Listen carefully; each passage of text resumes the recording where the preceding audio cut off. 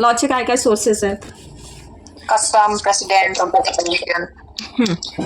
Judicial, क्या बोलते हैं जुडिशियल राइटिंग्स, इसमें नहीं लिखेंगे बट ये 3 तो इम्पोर्टेंट है. ओके. हां, षण्मुगम पण नाही जॉईन झाला अजून. षण्मुगम पण नाही. येस. डॉक्टर पण नाही जॉईन झाले. Yes, there are 3 members yet to join. Okay, by the time will just have a discussion. Tell me sources of law. Yes, Ashutosh sir. Historical source, custom, legislation. Okay. Commentary.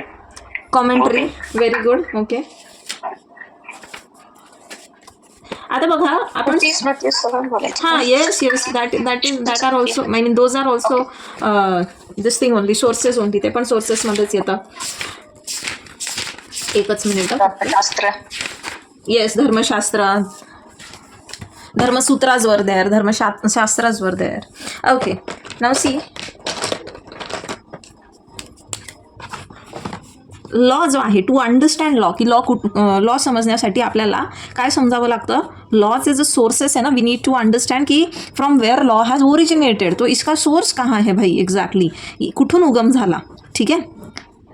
तो source जे आहे, सोर्सेसमध्ये आपण बघतो प्रामुख्याने there are 2 sources. ठीक आहे.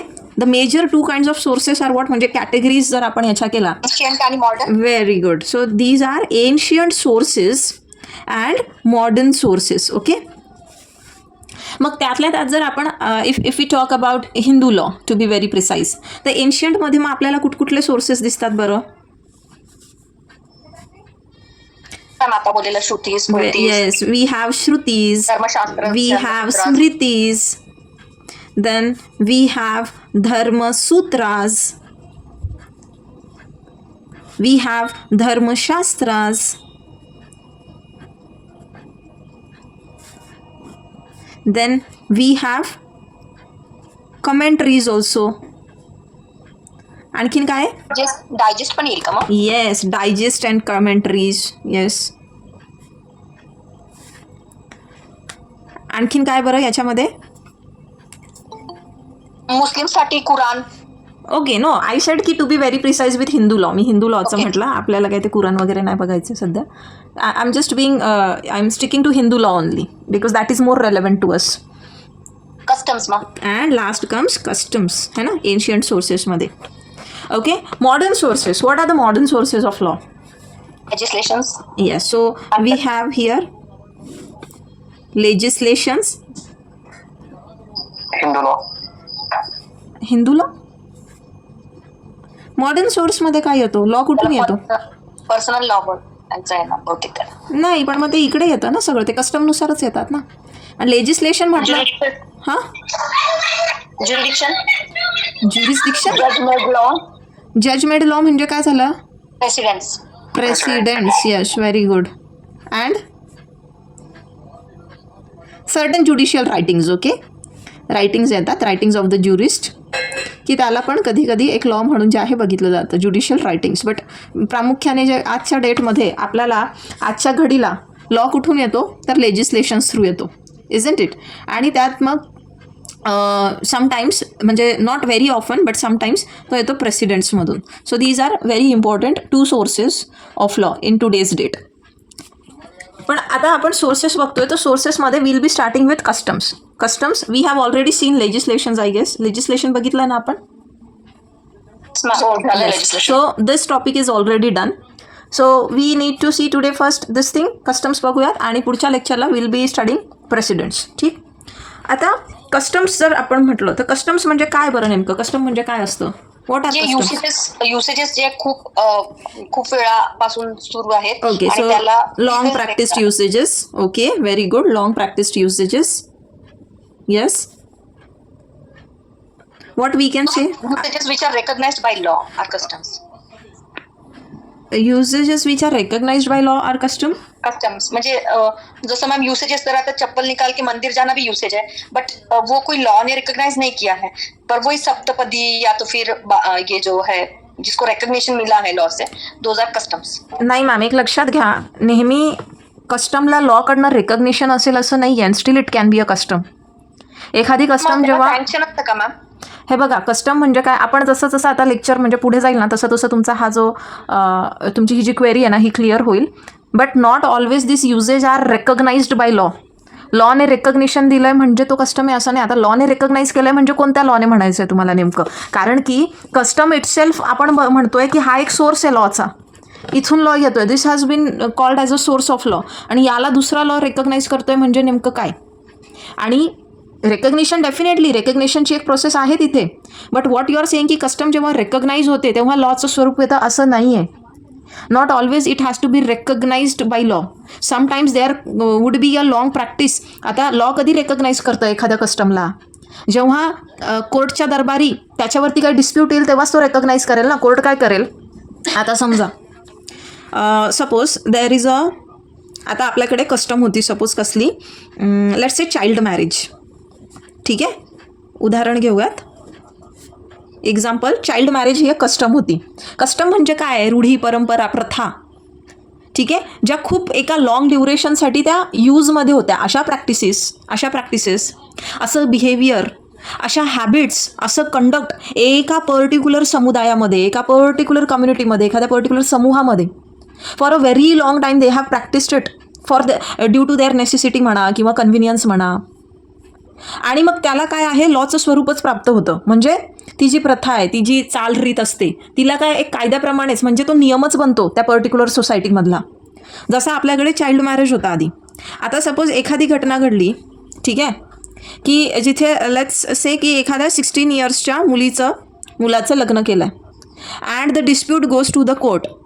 आणि ते म्हणतात की आम्ही सो अँड सो कम्युनिटीचे आहे आणि आमच्यामध्ये this is a custom, we do follow it, की आम्ही ज्या समुदायाचे आहोत, आमच्या ह्या समुदायामध्ये ही आमची प्रथा आहे की मुलगी जी आहे ती वयात आली की आम्ही तिचं लग्न करतो. आणि त्यांचं वयात येणं म्हणजे काय असतं की यू नो दे थिंक की puberty, they think the menstrual cycle and all, and they do म्हणजे ते त्यांचे मुलांचे जे आहे लग्न लावून देतात. मग असेही काही आहेत, काही सेक्शन्स आहे सोसायटीमध्ये आजही. सेक्शन नाही, what we can say, a sect we can say or a community we can से.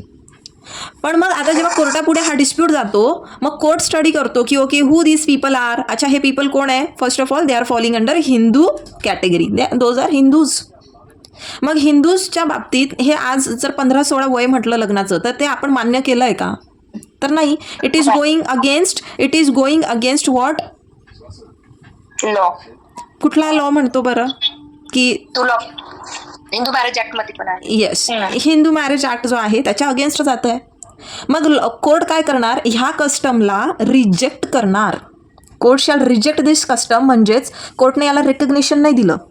मग आता बघा, आता याला जर रेकग्नाइज, सपोज कोर्टाने होकार केलं, सपोज म्हणजे कोर्टाने रेकग्नाइज केलं, कोर्टाने रिजेक्ट केलं म्हणजे काय? कोर्टाने रेकग्नाइज नाही केलं म्हणजे ह्या कस्टमला लॉचं स्वरूप नाही प्राप्त झालं. ठीक आहे, पण आता हे कधी झालं? जेव्हा मॅटर तिथं कोर्टात आला तेव्हा.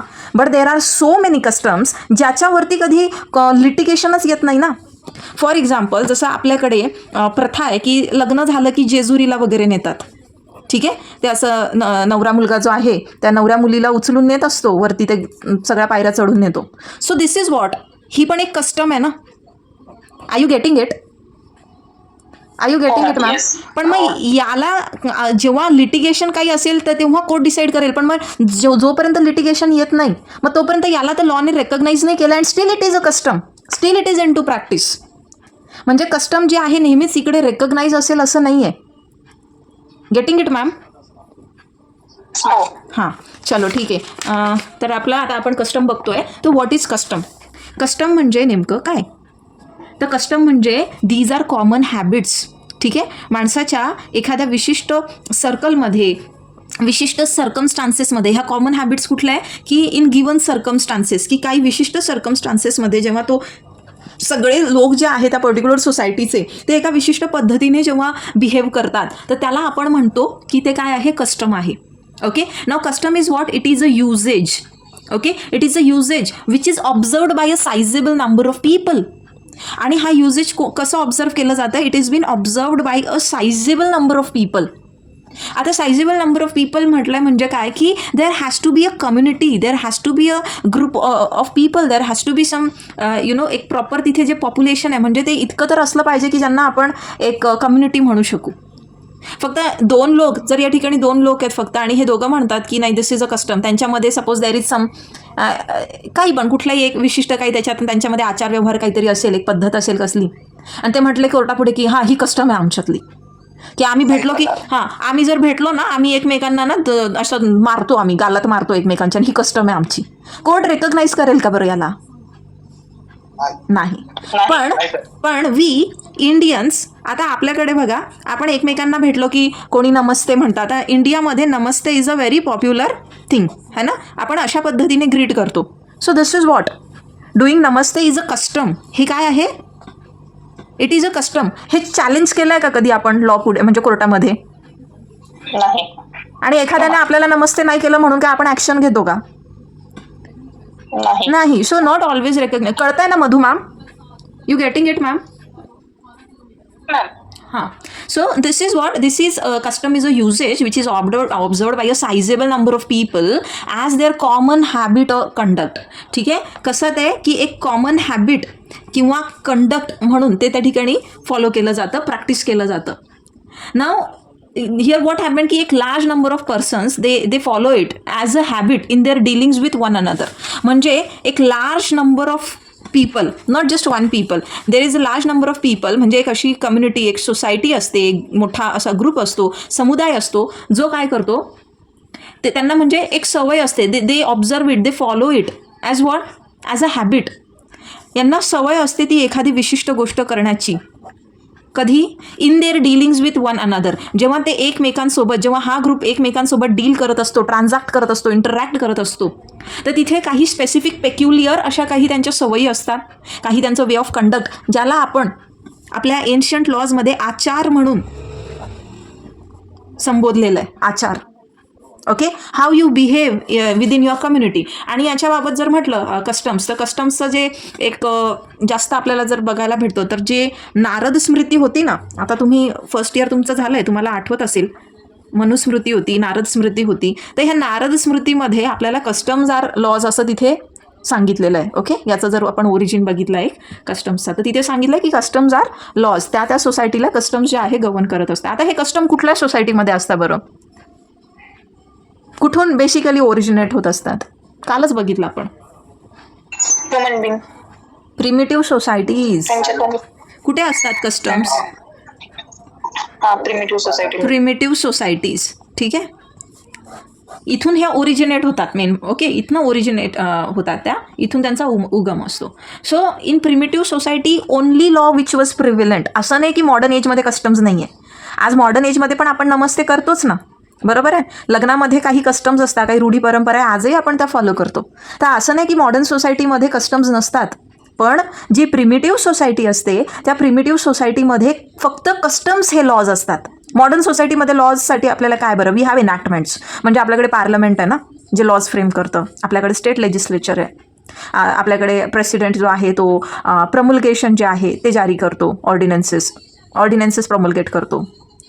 पण जी प्रिमिटिव्ह सोसायटी असते त्याच्यामध्ये लॉच्या नावाखाली काय असतं, फक्त under this label of law, म्हणजे ती सोसायटी जी आहे त्या सोसायटीमधल्या लोकांचं जे काही एक लाईफ आहे ते कशाने गव्हर्न करतं. Because every society they have some rules and regulations ना.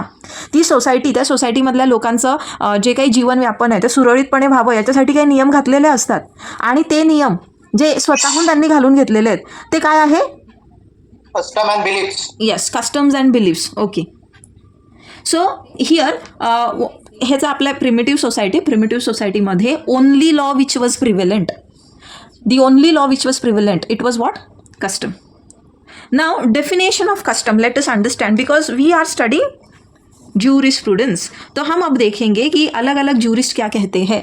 मी विसरून गेले की षण्मुगमसाठी हिंदी आपल्याला बोलायला लागेल. ओके. सो हिअर ऑस्टिनचं जर आपण बघितलं, ऑस्टिन काय म्हणतो, व्हॉट डज ऑस्टिन से, क्या कहता है ऑस्टिन? मानता ही नहीं है कस्टम्स को. हाँ, तो ये जो है He do not recognize the customs and judiciary. He says की only sanction, command, sovereign, एवढंच त्याचं म्हणणं आहे, ड्युटी. ओके. काळा काळा काळा तो पेन म्हणजे घे तिथे ना. बाइंडिंग घे ना, नाही हातात कस्टम आहे कुणावर. का अच्छा आहे. They are not set by sovereign, not command of sovereign. Okay. म्हणजे ऑस्टिन हा रेव्होल्युशनरी फेज मधला आहे आणि तो रेव्होल्युशनरी फेज मध्ये असल्यामुळं खरं त्याला कस्टम नाकारायचं आहे आणि that's why he is not purposefully he is not saying that custom is a law. Okay okay चलो ठीक ठीक ठीक ठीक you all are missing out one very important point which I had told you when we were studying.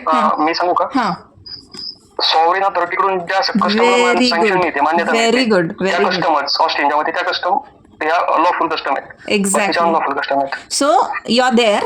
Okay good Mahesh. Austin काय म्हणतो, Austin क्या कहता है कि custom is not the source of law.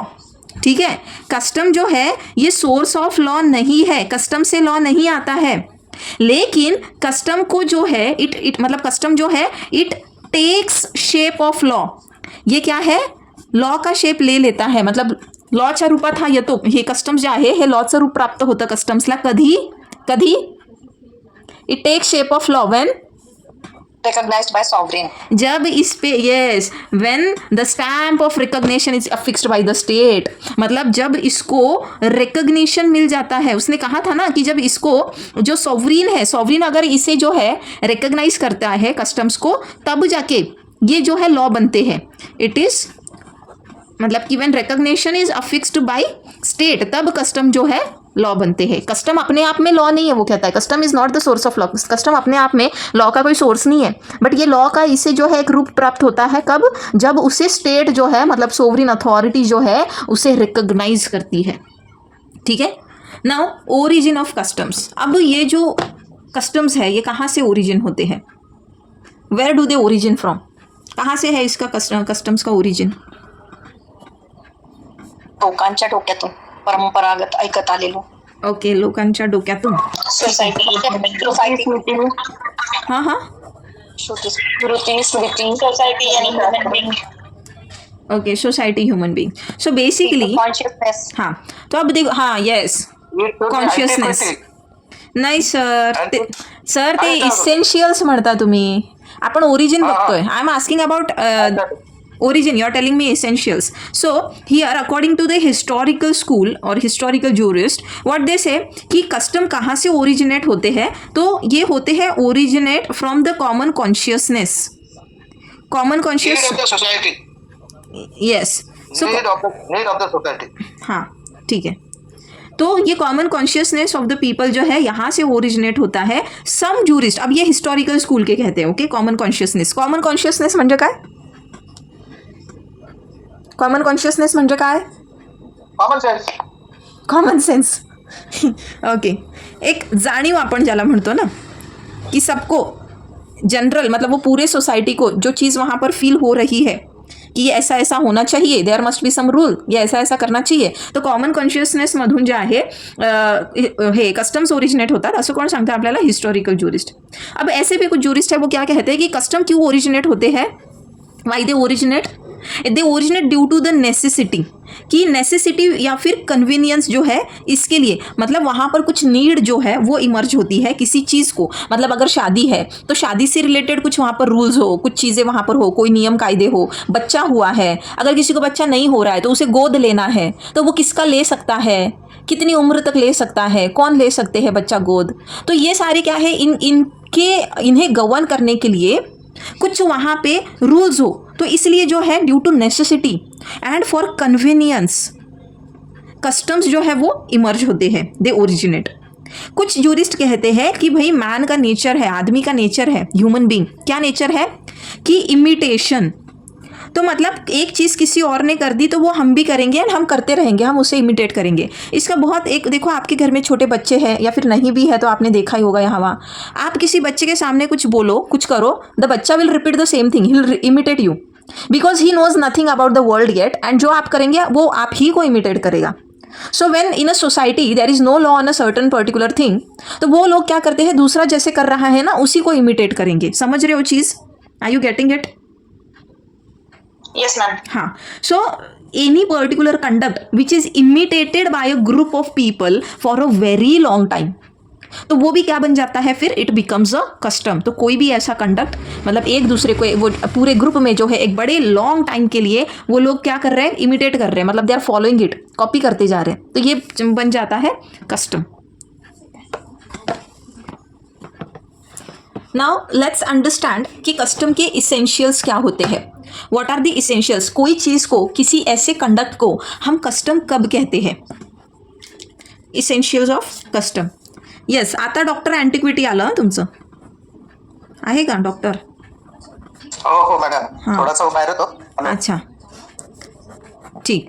अब क्या कहा है कि किसी भी मतलब कोई भी प्रैक्टिस को अगर हमें एज अ वैलिड कस्टम जो है उसे करार देना है, मतलब किसी चीज़ को आप कब, किसी प्रैक्टिस को आप एज अ कस्टम कब वैलिडेट करेंगे?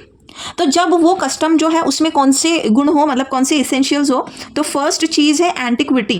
अँटिक म्हणजे काय असतं बरं, आपण म्हणतो ना अँटिक शोपीस है किंवा ancient. Yes, which is very ancient, है ना, मतलब बहुत पुरानी है जो। हाँ, एका शराबचं नाव सुद्धा अँटिक्विटी आहे. एका कसलं नाव आहे? दारूचं इंग्लिश दारू आहे अँटिक्विटी. अरे बापरे, हे काहीतरी नवीन होतं. ठीक है, देखो अभी आप लोगों को जैसे याद रखना है वैसे याद रखो. आप पुरानी दारू, तरी लक्षात राहील. हाँ तुम्हाला खरंच लक्षात राहू शकतं पुरानी दारू के नाम से. हाँ जुनी दारू होते तशी ती जास्त टेस्टी आणि पॉवरफुल होते असं म्हटलं जातं. ओके, म्हणून मग ते अँटिक्विटी नाव दिलेलं आहे एका बाटलीचं. बरं ठीक आहे, चलो. दारू बिरू पीत नाही, पण मला माहित आहे. मला असं वाटलं तुमच्या बोलण्यावरनं घेता की काय. ओके, नाउ एंटिक्विटी मतलब कि जो चीज़ बहुत पुरानी है, एंशियंट है, तो किसी भी कस्टम को अगर हमें वहाँ पर मतलब किसी भी प्रैक्टिस को अगर हमें उसे कस्टम कहना है, we need to validate that practice as a custom, तो वो क्या होना चाहिए, वो it must have been existed for a very long time. ठीक है, अब ये लॉन्ग टाइम जो है, ये लॉन्ग टाइम कितना हो, क्या हो, कोई फिक्स इसका टाइम स्टैम्प है? तो नो, ऐसा कोई फिक्स टाइम स्टैम्प नहीं है. बट अगर कोई डिस्प्यूट होता है तो कोर्ट विल डिसाइड कि वो लॉन्ग पीरियड जो है. Yes ma'am, yes ma'am. नाही सॉरी मॅम, चुकून झालं म्हणून कट कर. Okay okay. सो इसे जो है मतलब बहुत लॉन्ग प्रैक्टिस इसका होना चाहिए, एक लॉन्ग यूजेज आपण ज्याला म्हणतो. So in the case of Gokul Chand versus Praveen Kumar, ठीक है, केस कौन सा था? गोकुल चंद वर्सेस प्रवीण कुमार. तो ये गोकुल चंद वर्सेस जो प्रवीण कुमार का केस था, इस केस में सुप्रीम कोर्ट ने क्या कहा इन द ईयर 1952 कि कोई भी कस्टम जो है अगर उसे बाइंडिंग बनाना है आपको, ठीक है, अगर किसी कस्टम को आप चाहते हो कि आपके समुदाय के लोग भी उस चीज़ को फॉलो करें, मतलब उस चीज़ को अगर आपको बाइंडिंग बनाना है, तो ये ज़रूरी हो कि वो जो प्रैक्टिस है उसका बड़ा लॉन्ग यूजेज रहा है and it has obtained the force of law. इतना मतलब बड़े टाइम, एक लॉन्ग टाइम स्पैन के लिए आपने उसे यूज़ में लाया है, आपके दादा परदादा उनके पता नहीं कब से. अब एंटिक्विटी का मतलब ये भी है कि वी डोंट नो, हमें पता ही नहीं होता है, we are not aware, we don't know कि एक्चुअल में वो कब शुरू हुआ था, वो कस्टम किसने शुरू किया था. अगर इस चीज़ का हमें पता है तो भाई that is not a custom. ठीक है, अगर उस चीज़ का पता है मतलब वहाँ पे इटर्नल टाइम स्पैन जो है वो नहीं गया है. एक इफ़ वी नो कि इस दिन इस साल इस पर्सन ने ये चीज़ को जो है स्टार्ट किया, तो it is not a custom. मतलब ये टाइम्स इमेमोरियल, इसे हम प्रैक्टिस कर रहे हो.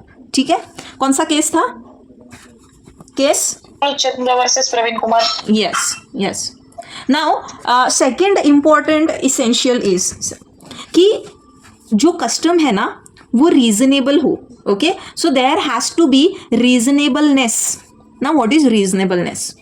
तो कुछ कोई चीज़ रीजनेबल हो, इसका मतलब क्या है कि भाई वो it should not be unreasonable. Now what is not being unreasonable? Unreasonable yes, it must not be unfair. मतलब क्या है कि ये अनफेयर ना हो, ये it should not be oppose to reason. Okay, it should not be opposed to reason. हमारा जो एक कॉमन सेंस है, कॉमन रीजनिंग जो है, उसे अपोज नहीं करता हो ये. So what it should basically include, मतलब it should be in conformity. ये क्या है? It should be in conformity. Conformity with what? Conformity with justice. मतलब उस कस्टम से किसी के साथ अनजस्टिस ना होता हो, नॉट अनजस्टिस, इनजस्टिस ना होता हो, ओके। उस कस्टम से जो पब्लिक पॉलिसी है, पब्लिक पॉलिसी अफेक्ट ना होती हो, उस कस्टम से जो पब्लिक यूटिलिटी है, पब्लिक यूटिलिटी पे असर ना पड़ता हो, उस कस्टम से कहीं ना कहीं मोरालिटी जो है, समाज के जो मॉरल्स है, वो मॉरल्स वहाँ पर अफेक्ट ना होते हो। I don't know whether you know or don't know.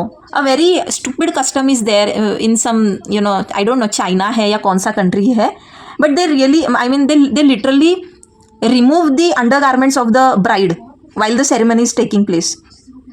Do you know that? Oh, ma'am.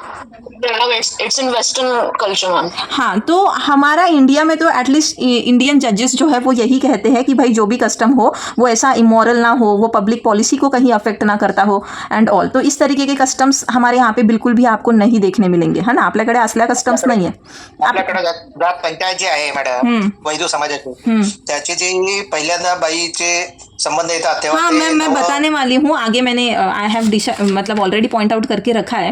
तिथे ना सर, तुम्ही जे म्हणताय ना, ती अशी पण एक केस झाली होती बघा, की जिथे एका भावाने त्याच्या बहिणीचा खून करून टाकला, मारून टाकलं तिला। का बरं? आता थोड्या दिवसापूर्वीची गोष्ट हां. आहे, ती 13 वर्षाची बहीण होती, तिला Period झाले. मेन्सेस आलेत आणि त्याला वाटलं की तिचा हां. काहीतरी कोणाची Exactly. माहिती नसल्यामुळे त्याने मारून टाकलं त्याच्यासाठी तिला. Sex education why it is important, त्याच्यावरती पण त्याचं डिस्कशन झालं। Exactly, this is very recent thing. I had already mark down here in the book. तुम्हाला हे करणारच होते मी, पण एवढंच आहे की ते पुढे आपण करणार होतो डिस्कस. जी सांगत होतो कस्टम, हां. ती वैदू समाजामध्ये आहे, जात पंचायतीमध्ये हां. लग्न झाल्यानंतर जेव्हा पहिल्यांदा नवरा बायकोचे संबंध येतात तेव्हा ते हायमेन जे आहे ते पाटल्यामुळे याच्यावरती रक्ताचे डाग जर पडले नाही तर त्याचा अर्थ त्याला काय म्हणतात, purity is not defined, she was not pure and she had some sexual relation before this, that's why they reject the bride. That was the problem. Now that has been banned by a court. आणि त्याच्याही पुढे जाऊन असं आहे की suppose if that girl is found to be impure, त्यांच्या हिशोबाने actually purity impurity ये कंसेप्ट जो है ये हमने बनाई हुई चीज़ है, there is nothing like that, but उसे इम्प्योर कहते हैं। एंड जब वो लड़की if she is found pure, मतलब देखो हाँ, इनकी what we can say the level of insensitivity या फिर स्टुपिडिटी कहो, अगर वो लड़की pure, if she is found pure ना, तो उसकी तरफ से जितने भी लोग आए हैं ना शादी में, उनको हर एक को 200-200 रुपये लड़के वाले देंगे, ठीक है।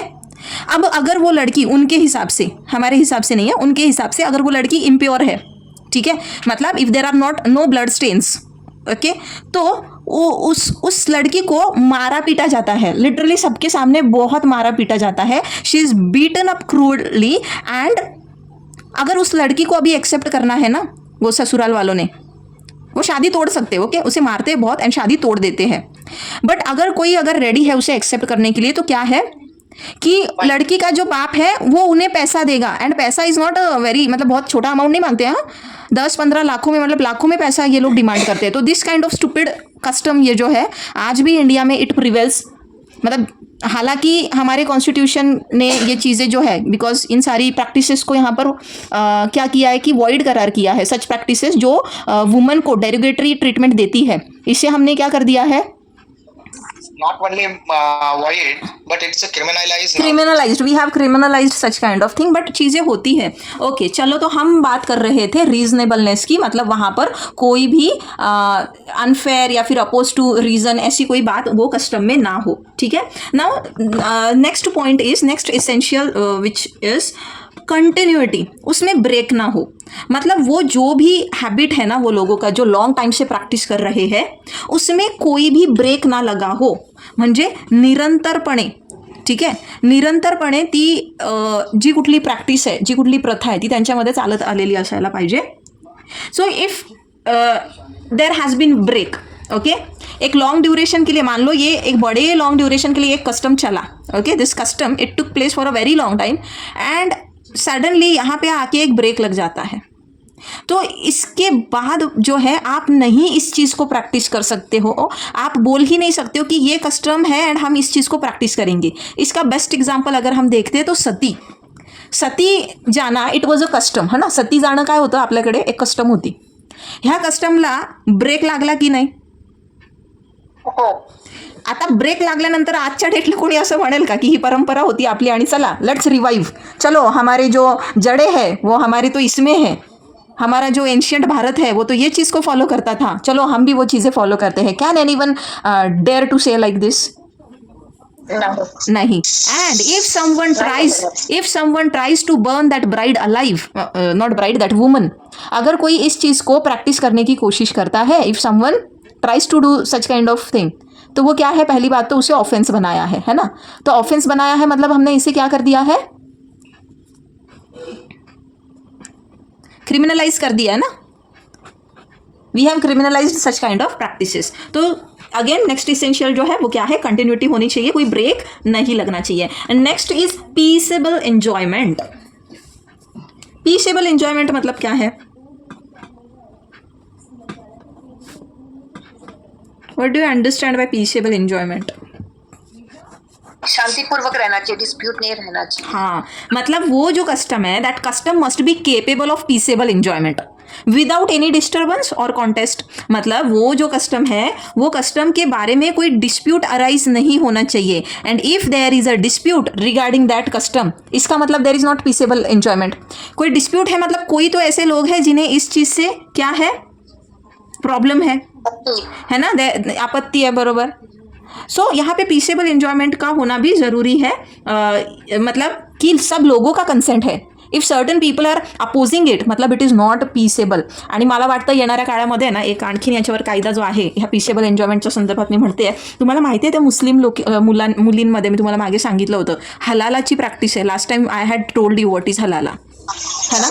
तो हाँ, तो ये हलाला के अगेंस्ट मतलब ऐसे 2-3 केसेस हुए हैं कि जहाँ पे ये मुस्लिम महिलाओं ने कोर्ट में गुहार लगाई है कि ये क्यों हमारे साथ होता है, बाकी समाज की मतलब बाकी धर्म की लड़कियों के साथ तो ऐसा नहीं होता है.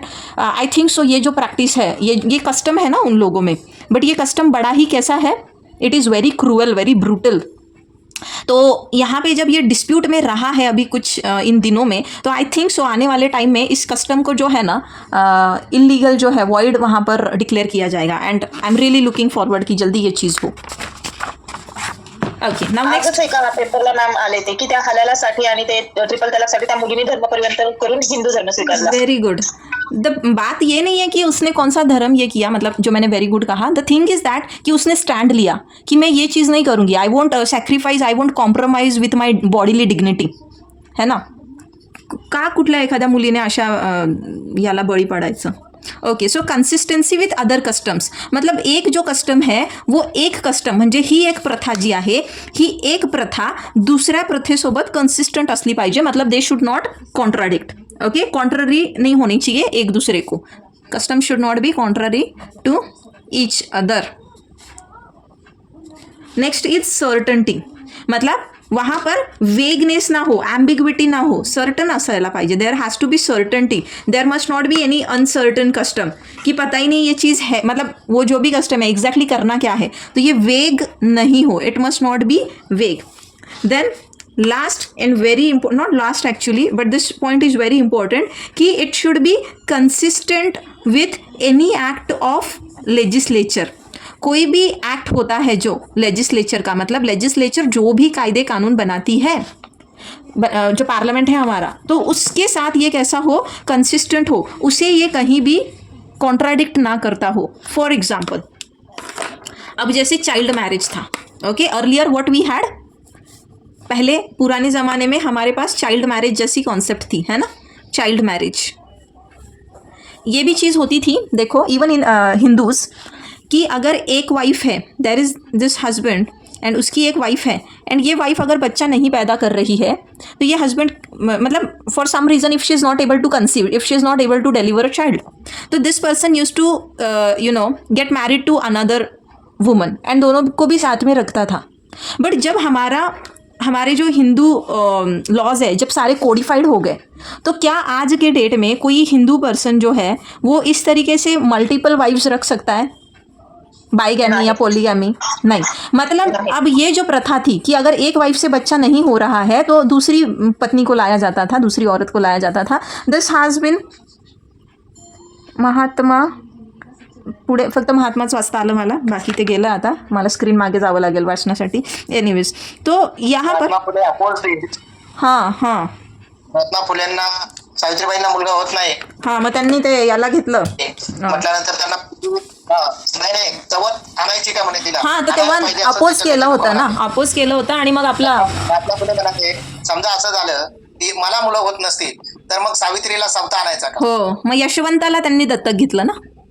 यशवंताला दत्तक घेतलं ती वेगळी गोष्ट आहे. त्या सुतिका ग्रहातनं घेतलेलं आहे त्याने, ती Yes. वेगळी स्टाईल आहे. आणि त्याच्याही मागे खरं तर एक सोशल चांगला एक रिझनच होतं, कॉज होतं.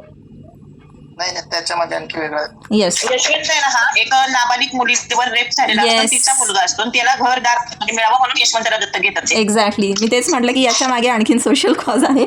चलो ग्रेट. सो बेसिकली ये कंसिस्टेंट हो बाकी जो एक्ट है लेजिस्लेचर के उसके साथ. It must not be oppose to morals. अब जो भी कोई कस्टम है वो कस्टम कैसा हो की it should not be oppose to the morals. म्हणजे जे मॉरल व्हॅल्यूज आहे, ज्या मॉरल्स आहे सोसायटीच्या, त्याच्या अपोजमध्ये नसायला पाहिजे. तो ये मॉरल्स जो है मॉरल्स के अपोज में ना हो. It must not oppose the morals. अब मॉरल्स क्या है आप सब समझते हो, जो डिसेंसी है, जो मोरालिटी है, तो उसके खिलाफ जाने वाला, मतलब कोई भी इमोरल कस्टम नहीं होनी चाहिए. तो there was a case Narayan versus Laving. Narayan versus Laving. This is from the British era. हाँ, ये जो केस है ये ब्रिटिश एरा का केस है एंड बॉम्बे का ही केस है ये वैसे. तो यहाँ पर there was such a practice, there was such a custom कि which permitting a woman to desert her husband. मतलब कोई वाइफ जो है अपने हस्बैंड को अपनी मर्जी से, मतलब बिना कोई रीज़न के, स्वीट विल जिसे कहा जाता है, वो उसे डेजर्ट कर सकती थी एंड दूसरे किसी से भी शादी कर सकती थी without even getting a divorce और फॉलोइंग द प्रॉपर प्रोसीजर. तो कोर्ट ने कहा कि भाई ये जो कस्टम है ना तुम्हारा कि हस्बैंड को वो वाइफ कभी भी छोड़ सकती है एंड दूसरे बंदे से शादी कर सकती है उसकी मन मर्जी मुताबिक, तो ये कस्टम जो है इट इज़ इमोरल. इससे जो मैरिज का जो इंस्टीट्यूशन होता है कहीं ना कहीं वो खतरे में भी आ सकता है. And this is not good कि एक हस्बैंड के होते हुए उसको छोड़ के दूसरे के साथ वो चली जाए. Then it must not be oppose to public policy. तो ये सारे हो गए इसेंशियल्स. ठीक है, इसेंशियल समझ लें गाइज. हाँ, अब हम देखेंगे क्लासिफिकेशन ऑफ कस्टम्स. 2 मिनटं द्या मला, पाणी पिते मी. Okay, so now we will see classification. Custom का क्लासिफिकेशन कैसे किया है या फिर कैसे हो सकता है. तो यहाँ पर एक तो है कस्टम्स विदाउट सैंक्शन. ठीक है, कस्टम्स विदाउट सैंक्शन.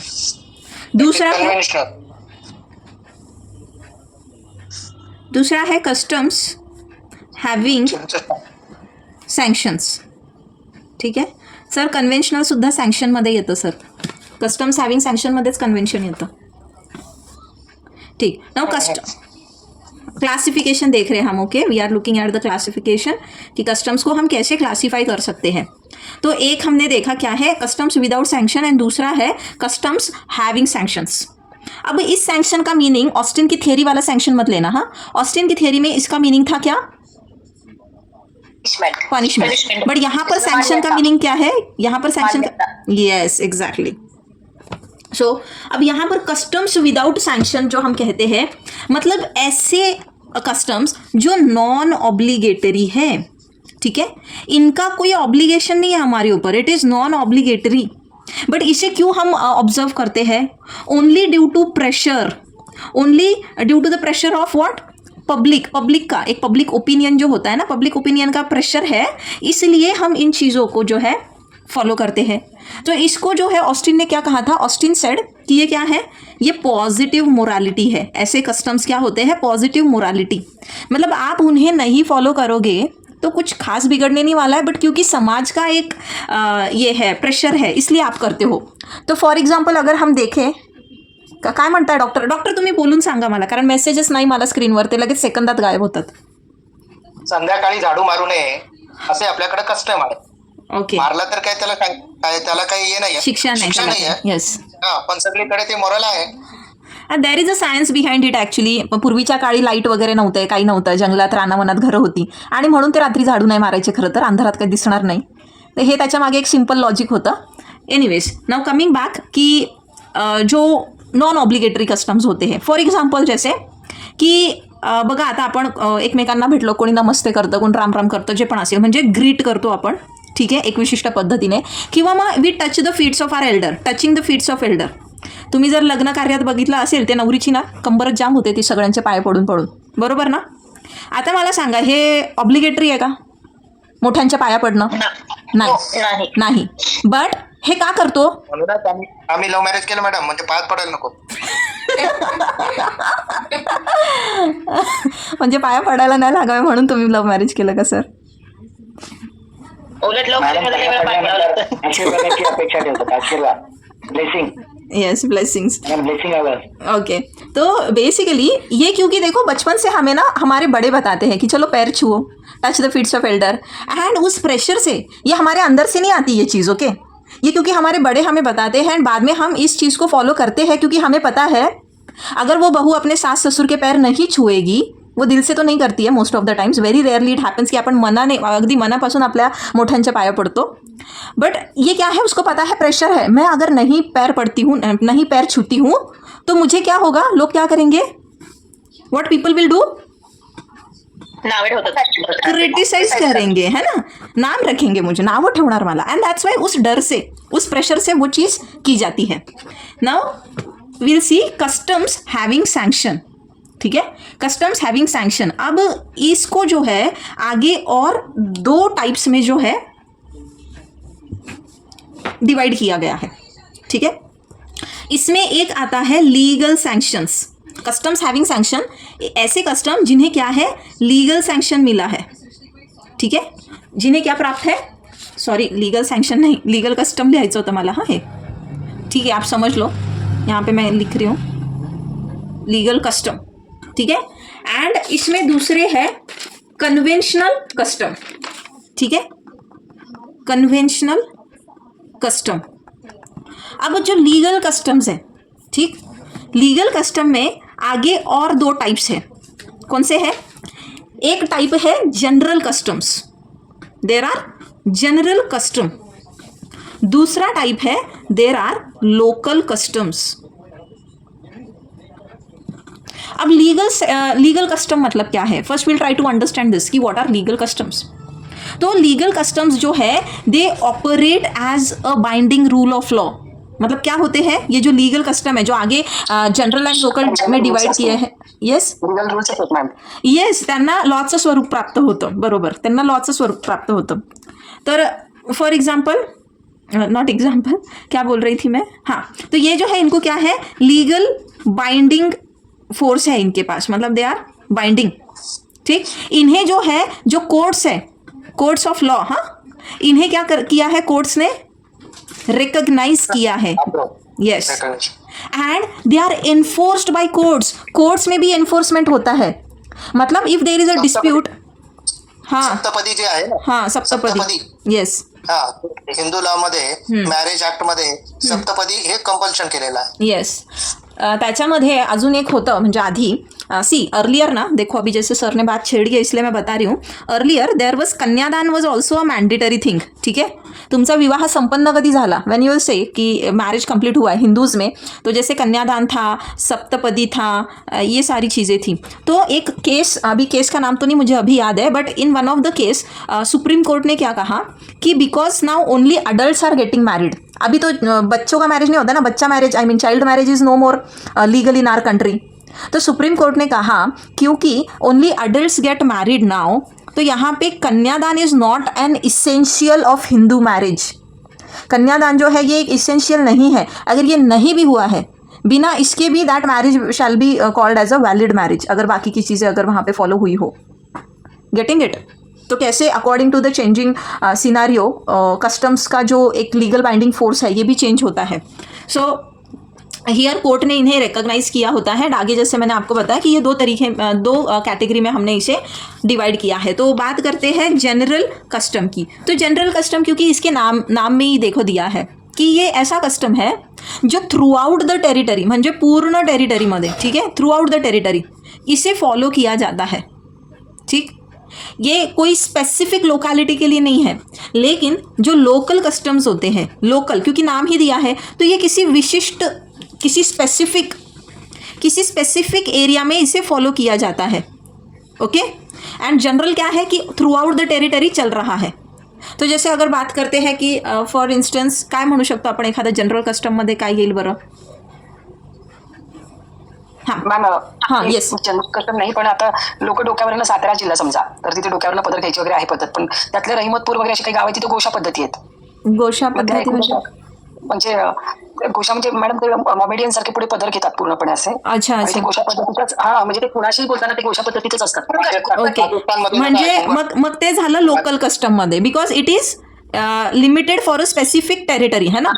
येस. तो that is local custom. Yes. General custom की जो throughout the India, for example जो फॉरेस्ट राइट्स है अभी, क्योंकि हम लीगल कस्टम्स की बात कर रहे हैं ना, तो देखो जो फॉरेस्ट राइट्स है अभी कस्टम था, मतलब जैसे जो लोग हे जे आदिवासी वगैरे आहे, हा जो समाज आहे हा जंगलांमध्येच राहतो, वनामध्ये, रानावनामध्ये. तो जो भी फॉरेस्ट प्रोड्यूस होता है ना, तो वो लोग अपना जो जीवन व्यापन है, म्हणजे त्यांचं जे गुजारा है पूर्ण, जो सस्टेन करते, सर्वाइव करते, वो फॉरेस्ट प्रोड्यूस पे ही डिपेंड होते हैं, वहीं से उनका सब होता है, चलता है. तो ये क्या था, ये कस्टम था कि ये लोग बिकॉज उसके पीछे ये भी रीज़न है because they take care of the forest. पता है ना आप सबको, ह्या जे फॉरेस्टमध्ये फॉरेस्ट ड्वेलर्स आपण ज्यांना म्हणतो, forest dwellers, the communities who dwell in the forest only, तो ये लोग they take care of the the entire ecosystem जहाँ पर वो रहते हैं, and they take care of the, म्हणजे जे एन्शियंट नॉलेज पण जे आहे वनस्पतींचं, ते एकापासून दुसऱ्याला ते पास ऑन करतात. तर कुठे ना कुठे ते काय करताय, आपलं जे एन्शियंट नॉलेज आहे, एन्शियंट नॉलेजचं जतन करताय, आणि ते जंगलांमध्ये राहूनच होईल. जंगलाच्या बाहेर राहून आपल्याला जंगलाच्या जडीबुटीचा अभ्यास करता येईल का, म्हणजे पाण्याच्या बाहेर राहून पोहता येईल का, तसंच आहे हे. Okay. And because these people they are very important. Okay. आपलं जे एन्शियंट नॉलेज जे आहे, तुम्ही IPR वगैरह वाचला असेल तर त्याच्यात तुम्ही पाहिलं असेल हे, these people are very important. तो अब ना जब ब्रिटिश लोग आए ना, ब्रिटिश लोगों ने कहीं ना कहीं इनके राइट्स छीनने की कोशिश की, बिकॉज उनको जो है रेलवे ट्रैक्स लगाने थे ना, यहाँ से इंडिया से माल दूसरी जगह ले जाने के लिए, तो इनके राइट्स को कहीं ना कहीं उन्होंने कर्ब कर दिया था. बट हमने जो फॉरेस्ट राइट्स का जो एक्ट है हमारे पास, उस एक्ट के थ्रू, उस एक्ट में ही ये चीज़ बताई है की this forest dwellers they will, मतलब जो भी फॉरेस्ट गुड्स आहे, तुम्हाला माहीत असेल, आम्हाला फॉरेस्टमधलं असं काही पण लाकूड म्हणा किंवा फळं म्हणा किंवा काही पण असं आपण नाही घेऊ शकत, आपल्याला अलाउड नाही आहे. But these people they are allowed to sustain on the forest produce, they are allowed to take that forest produce. मग हे काय आहे, कस्टमला, एका प्रथेला, कस्टमला कायद्याने मान्यता दिली आहे. Getting it guys. तो ये हो गया जनरल. तो through out the this thing territory, पूरे इंडिया में जो भी मतलब फॉरेस्ट ड्वेलर्स है, उनके राइट्स जो है इस एक्ट ने क्या कर दिए, सिक्योर कर दिए. समझ रहे हो. बिरसा मुंडा जे आहे त्यांनी पहिल्यांदा याला विरोध केला, आणि म्हणून पहिले आद्य क्रांतिकारक किंवा आद्य स्वातंत्र्य सैनिक म्हणून बिरसा मुंडांचं नाव आहे. आणि त्या बिरसा मुंडा लढायला लागले इंग्रजांची, म्हणून इंग्रजांनी जंगल कायदा केला आणि सगळी फॉरेस्ट लँड सरकारच्या नावावर करून घेतली. त्याच्या विरोधात बिरसा मुंडांनी मोठं आंदोलन केलं. पुढे बिरसा मुंडा गेलेत, पण अजूनही भारतातल्या सगळ्या जमिनी, वन जमिनी ज्या आहेत त्या सरकारच्या ताब्यात आहेत, आणि आम्ही सातत्याने त्याच्या विरोधात आंदोलन करतो. पायी जातो मुंबईला, पण काही होईना अजून आमचं. Okay. So yes. Now next is, आता आपलं आपण काय बघितलं, आपण कस्टम्स हॅव्हिंग सँक्शन बघत होतो, बरोबर. कस्टम्स हॅव्हिंग सँक्शनमध्ये आपण लीगल कस्टम बघितले. लीगलमध्ये 2 प्रकार, जनरल आणि local. Now we will see conventional customs. आता कन्व्हेन्शनल कस्टम्स म्हणजे काय, की these customs are those customs basically which govern the parties to an agreement. म्हणजे ह्या 2 पार्टीज असतील तर ह्या 2 पार्टीजमध्ये जर काही अग्रीमेंट झालेलं असेल, if there is an agreement, काही त्या ठिकाणी प्रॉमिस केलेलं असेल, तर यांच्या प्रॉमिसला गव्हर्न करणारं हे कस्टम्स आहेत. म्हणजे आता इथे फक्त तोंडी बोलणं झालं आहे ना. Okay. Sometimes it is expressly also, but sometimes it is implied. जसं की फॉर इन्स्टन्स 2 देशांमधला आपण जो पब्लिक इंटरनेशनल लॉ बघितला आहे, कि there is an agreement between 2 states. ये स्टेट कहता है, दिस स्टेट सेज कि मैं तेरे ऊपर जो है अटैक नहीं करूँगा, आई वोंट अटैक, बट तू भी मेरे ऊपर बदले में you will also not help the other powers, the other nations to fight against me. अगर इन लोगों में अग्रीमेंट हुआ है कि ओके ये जो सी वाटर है इतने लेवल तक जो है मैं इसके सारे मराइन प्रोड्यूस लूँगा, यहाँ तक जितना भी मराइन जो भी प्रोड्यूस है ये तू लेना, हमने एरियाज जो है एक दूसरे के इसमें एंक्रोच नहीं करेंगे. So this is an agreement. तो इस चीज़ को, मतलब जो 2 पार्टीज़ के बीच में जो अग्रीमेंट होते हैं, इसे गवर्न करने वाले जो कस्टम्स है, ठीक आहे, इन्हें कहा जाता है कन्व्हेन्शनल कस्टमरी लॉ. तर मग जे बिल ऑफ लेडिंग असेल, त्या बिल ऑफ लेडिंग किंवा मग मरीन इन्शुरन्स, मरीन इंश्योरेंस भी देखो, ये जो चीज़ें हैं ये कहाँ से आई है. आता मरीन इन्शुरन्स तुम्हाला माहिती आहे ना, म्हणजे आपण इथनं माल टाकला, आपण त्यांच्याकडे देतो, तो तिथे पोहोचेपर्यंत ही कोणाची ड्यूटी असणार है? कस्टम, अकॉर्डिंग टू कस्टम, कि इस माल का मतलब ये जो भी गुड्स भेजे जा रहे हैं इसका रिस्पॉन्सिबिलिटी कौन लेगा? अगर ये पहुंचते नहीं है वहाँ पर, who is to be held responsible?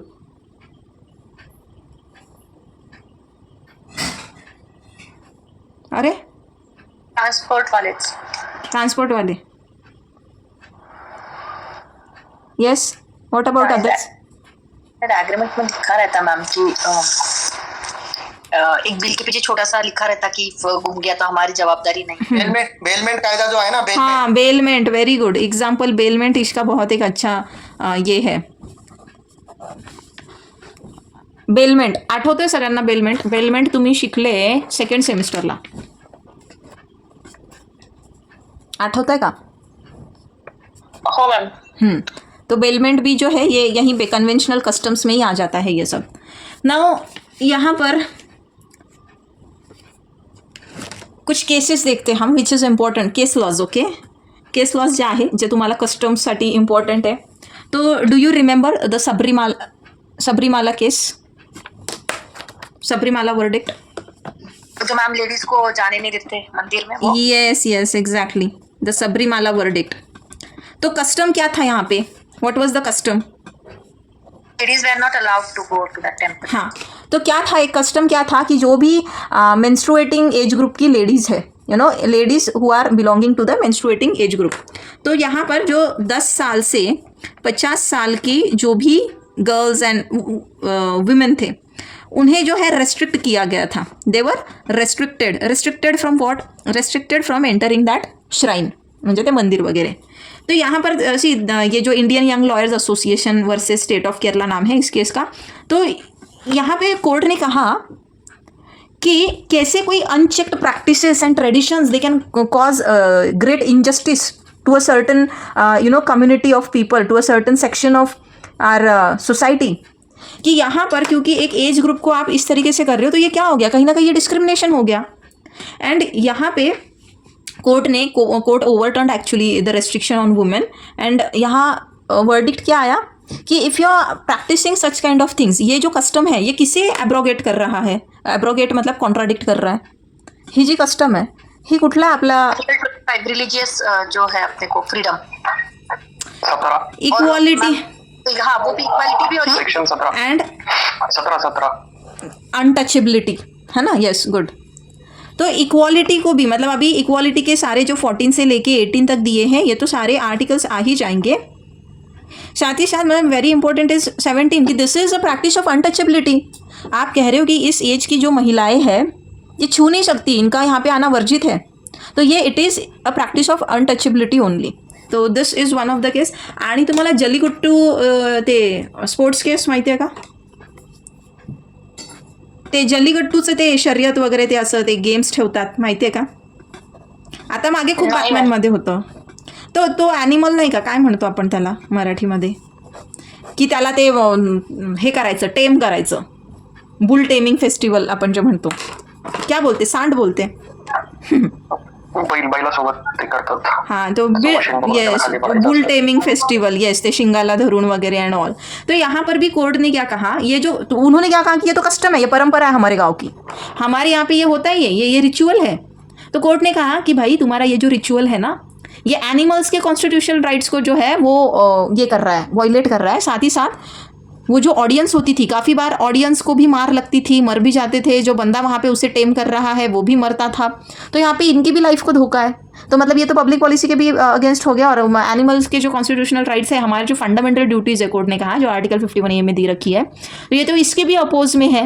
And that's why court ने कहा कि such kind of practices, such kind of customs, they are what, illegal, unconstitutional. ठीक है, this was all about customs. Shani मंदिर वाला भी ले सकते हैं अपने महाराष्ट्र का.